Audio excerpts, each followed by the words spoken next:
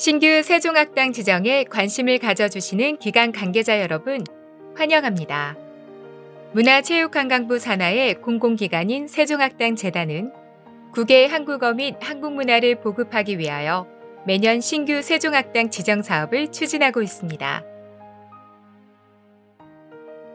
그럼 지금부터 2023년 신규 세종학당 지정 사업에 대해 알아보겠습니다. 먼저 세종학당 지정 방향과 심사 방법을 말씀드리겠습니다. 세종학당은 매년 한국어와 한국문화 학습 수요가 높은 지역을 중심으로 지정하고 있습니다. 이번에 신규 지정 사업은 공고문에 안내된 접수 일정에 따라 신청서를 접수받아 3월부터 5월까지 심사를 거쳐 2023년 6월 최종 결과를 발표할 예정입니다. 재단은 신청서 접수 기간 중 신청 준비 기간을 대상으로 사업 설명회와 컨설팅 자리를 마련하여 신청 준비를 지원합니다.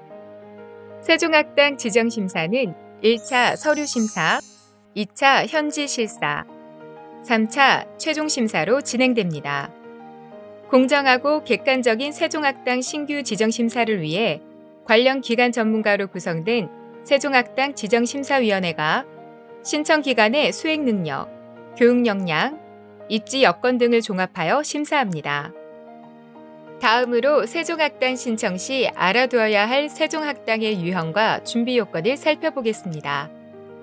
세종학당 신청 유형은 크게 독립형과 연계형 두 가지로 구분됩니다. 독립형은 국외 소재 현지 운영 기관이 단독으로 운영하는 경우를 말하며 세종학당 재단의 지원금을 현지 운영기관에서 수령한 후 집행하고 정산합니다. 연계형은 국내 대학교, 비영리 단체 등과 같은 국내 운영기관이 국외의 현지 운영기관과 협력하여 공동으로 세종학당을 운영하는 경우를 말합니다. 세종학당 재단의 지원금에 대한 정산 책임은 국내 운영기관에 있으며 현지 운영기관은 국내 운영기관으로부터 지원금을 수령하여 집행합니다. 그럼 이번에는 세종학당을 신청하기 위해 신청기관이 준비해야 할 요건을 알아보겠습니다. 세종학당을 운영하는 설립주체는 정부기관, 대학교 또는 대학 부설기관, 비영리법인, 민간단체가 공익을 목적으로 하여 한국어 교육기관을 운영하고 있거나 운영하려고 하는 기관이어야 합니다. 여기서 개인이나 영리를 목적으로 하는 사설기관은 세종학당을 신청할 수 없습니다. 또한 외국어 교육에 대한 교육 허가가 필요할 경우 현지 정부로부터 적법하게 교육 허가를 받은 기관이어야 합니다.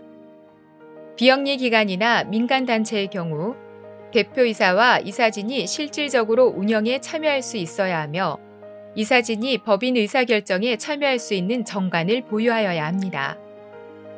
더불어 현지 운영기관이 비영리 기관이나 민간단체일 경우 대표이사와 이사진이 전부 현지에 거주하여야 합니다. 다음으로 세종학당을 운영하기 위해서는 한국어와 한국문화 수업이 이루어질 수 있도록 10명 이상의 수강생을 수용할 수 있는 강의실 2개와 세종학당의 행정 업무, 교육 준비를 위한 행정실을 갖추어야 합니다. 세종학당의 자료실은 현지 기관의 사정에 따라서 공용으로 사용할 수 있습니다. 세종학당의 인력은 학당장, 교원, 운영요원으로 구성됩니다. 학당장은 세종학당을 총괄 관리하는 자로서 세종학당을 운영하는 기관을 대표할 수 있는 위치에 있는 자로 선임해야 합니다. 세종학당의 한국어 교원은 1. 한국어 교원 자격증 소지자 2. 한국어 교원 양성과정 이수자 3. 학사학위 이상 소지자로 한국어 교육 경력이 최소 1년 이상인 자. 이 세 가지 요건 중 하나 이상의 요건을 충족해야 합니다. 현지에서 이 요건에 맞는 교원을 우선 확보해야 하지만 현지 사정에 의해 교원을 확보하기 어려울 때에는 세종학당 재단의 한국어 교원 파견을 온라인 신청서에 함께 작성해 주시면 됩니다. 세종학당에서 행정 업무를 담당하는 운영요원 확보도 중요한 요건입니다. 세종학당 행정 업무는 모두 한국어로 진행되므로 한국인 또는 한국어에 능통한 운영요원을 1명 이상 확보해 주시기 바랍니다. 세종학당의 인력인 학당장, 교원, 운영요원은 모두 현지에서 활동하기 때문에 현지에서 적법하게 근무하는 비자를 갖추었는지 확인한 후에 채용해야 합니다. 더불어 교원, 운영요원은 운영기관과 적법한 근로계약을 체결하는 것이 가능하여야 합니다. 신규 세종학당으로 지정될 경우 6개월간 시범 운영을 하게 되며 해당 기간 동안 초급 또는 중급 수준의 과정을 2개 이상 개설하여 15주 내외로 운영하여야 합니다. 마지막으로 세종학당 지정 후 재단은 세종학당 운영을 위한 예산을 지원합니다.